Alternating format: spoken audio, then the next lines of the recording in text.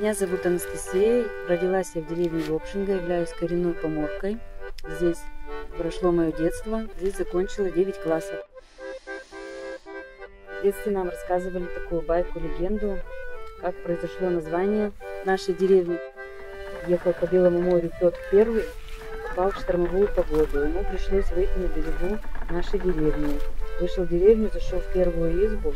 Там бабка пекла пироги в русской печке. Вытаскивает пирог на лопате, а сзади стоит Петр I. Она испугалась, нажала рукой на лопату, и с лопаты шинга улетела прямо Петру в лоб. Петр I сказал, что эта деревня будет называться Лопшинга. В Лопшинга прилетел.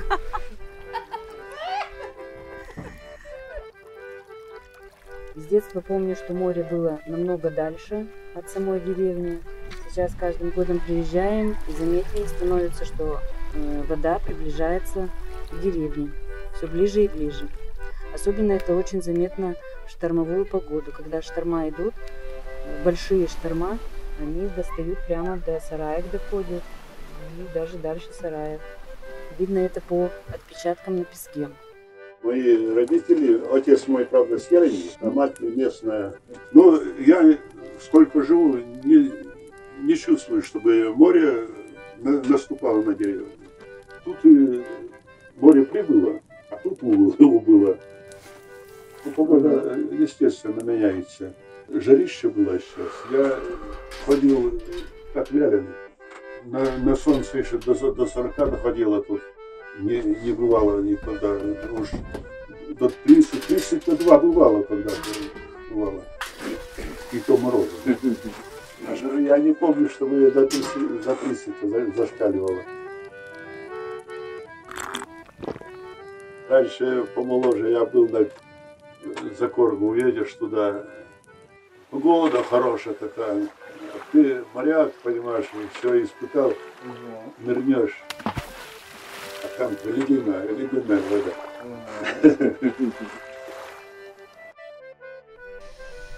Ну, вообще говорят, что оно намного стало теплее море белое, чем было раньше. По крайней мере, я не помню такого, чтобы мы купались в море, как в парном молоке. А вот последние, наверное, 5 лет у нас это очень часто. У нас дети купаются, и бывает оно вообще как парное молоко. Не постоянно, но вот бывают такие дни, что оно прямо вот теплое.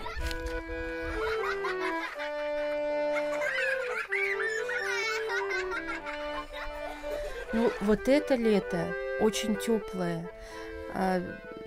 Сколько я помню в своем детстве, такой особой жары не было. Зовут меня Батманова Тамара Михайловна. Мои родители, бабушки, дедушки проживали здесь, в деревне Лопшинга. Я тоже здесь, в общем-то, родилась-то в Архангельске, а прожила здесь все детство. В 15 лет, поскольку школа у нас была только до 9 класса, я отсюда уехала поступать. Но потом возвращалась, 2 года жила здесь, работала, а позже уехала в Архангельск. Мы в детстве, знаете, у нас была забава дразнить шторм. Мы так любили шторма, убегали от волн. Знаете, как это было здорово. Это так интересно. Если вот как называли шелонник, да, северный или северо-восток, то это 100%. Как только море начинало штормить, надо было лодки вытащить на берег. Естественно, нас, детей, к этому всему привлекали, потому что, ну куда?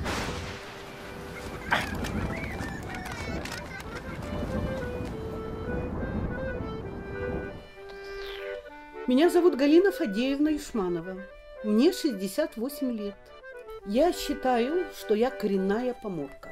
Коренная поморка. Потому что по линии мамы моей, то есть бабушки, дедушки, мы все поморы именно отсюда. Причем сколько веков насчитывает история поморов, я даже сказать не могу.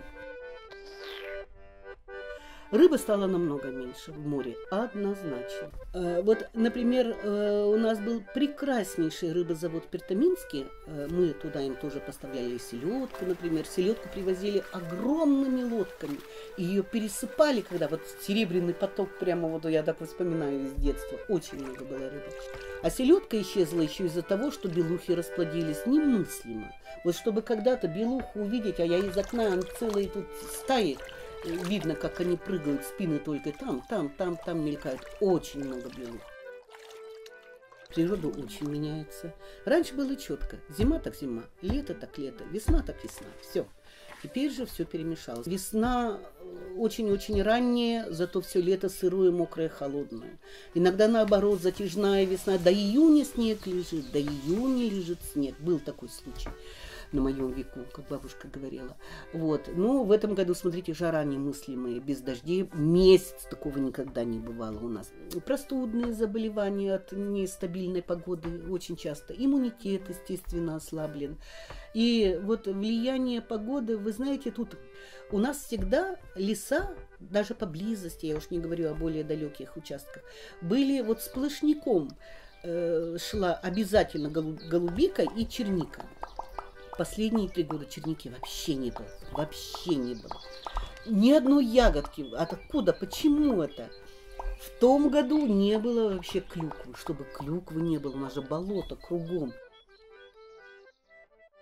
Негативные изменения, например, заготовка леса, да? Лес рубят, потом вывозят в определенное время. Все уже знают, когда, что примерно, готовят технику для этого. Бац, в этом году весна, в марте все растаяло. И очень у многих лес остался не вывезен. Значит, надо заказывать трактор, надо платить деньги и так далее. Уж мужики поворчали, да? Вот, пожалуйста, вот влияние изменения климата конкретное на людей. Вот, и потом на завоз продуктов очень влияет. Везут из Архангельска, везут до Луды, там до Заяцкого, а из Заяцкого машинами. Вот обратите внимание, вот видите, вот этот дом наш, вот да. Этот дом, это наш дом. Смотрите, 2/3 занимают хозяйственные постройки. 2/3. И вот это маленькое, вот то, что осталось, вот эта вот часть, это осталось от этого старого дома. А там хозяйственные пристройки. Раньше строили дома всегда добротные поморы. И у них постройки были такие, чтобы как можно меньше зимой в холода, в морозы выходить. Все было под одной крышей. Скот, дрова, кладовая, зерно, все было под одной крышей. Теперь этого ничего не надо. Так моя бабушка, она зимой, она ездила с мужиками на санях из Лопшинги в Архангельск по морю, по Двине, по льду, возила туда рыбу там продавали, семгу, закупали все вещи, какие нужны были, и ехали обратно. Как она говорила, шла да пошла да поехала. Ну, раньше действительно зима была зима, да почему такие дома? Чтобы лишний раз холод не пускать, чтобы все было под одной крышей. Морозы были очень-очень сильные, и лето было нормальное, не как сейчас. Поморы очень добрые люди. Они... но и очень суровые. Привыкли к лишениям. Они привыкли, бороться со стихией. Привыкли выживать в трудных условиях. И в то же время они никогда не бросали на произвол судьбы вдов, у которых в море погибали мужья. Они всегда приносили им и на уху, и забор помогут там, или что-то надо починить. Ну, в общем, вот такие вот поморы. Бабушка, когда была еще совсем молодой, у них, во-первых, все церковные праздники это было святое. Причем по побережью праздники как бы разделялись. У нас вот наш Лопшинский был Петров день, да, в Яринге, вот у меня записано там какой-то другой день был. И вот ходили в гости обязательно. И посиделки, значит, собирались где-то в какой-то избе, много народу молодые, обязательно что-то делали и сплетничали, и разговаривали. Потом чай пили, потом там хохотали, как они, бабушка говорит, граили до сетьку. Это так по-лопшински.